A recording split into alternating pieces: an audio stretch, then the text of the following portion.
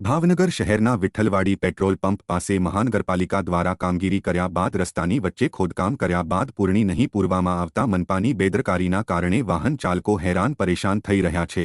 Vithalwadi Reliance petrol પંપની સામેની બાજુએ મહાનગરપાલિકા દ્વારા પાણીની લાઇનને પગલે ખોદકામ કરવામાં આવ્યું હતું।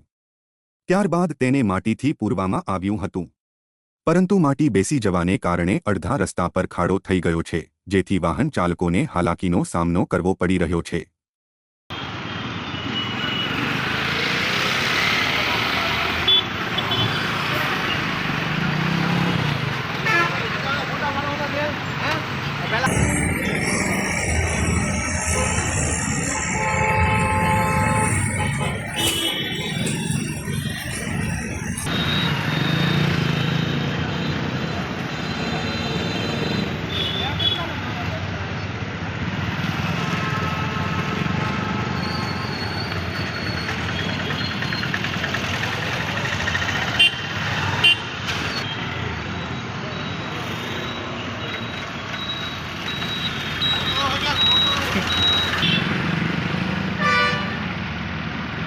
ઘણા એવો